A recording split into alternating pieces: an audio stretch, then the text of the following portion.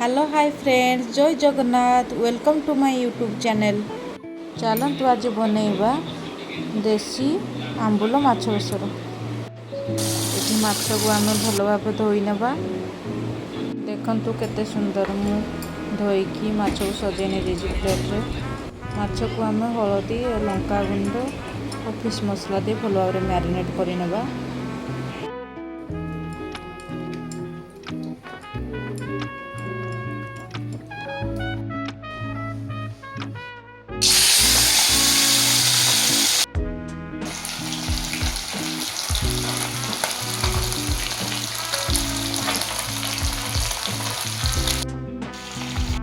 दुई पार्श्व को एपट सेपटे भल भाव भाजी नेबा। देखंतु भल भाव माछ फ्राई केते सुंदर देखा जाउछि।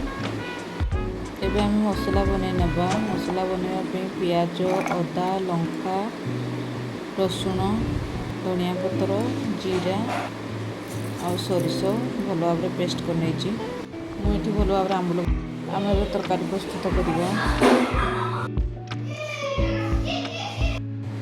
मुझे सोरिष तेल नहीं जाइए। तेल गरम होला पर मुझे पियाज पकई नहीं।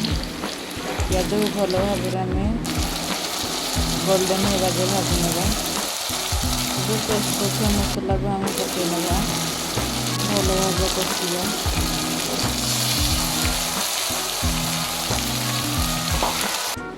आम मसला को भल भाव कषि नेबा। जेमती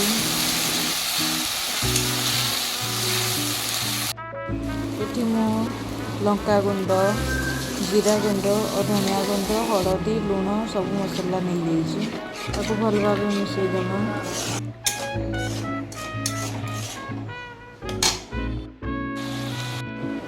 ये मु एक छोट टमाटो नहीं जाइए कारण मुझे आंबुल भी नहीं आंबुल को बतरे रखी। अधिक टमाटो नेले खटा लगे कारण आंबुल को मिसईबा। ये भल भाव मसला कषि हो गलानी। ये आम पानी ढाली प्रस्तुत करिया। तेल प्रस्तुत हो गलानी। एबे आम आंबुल पकेना पकई आंबुल को देखंतु माछ भल भाव फुटीगला।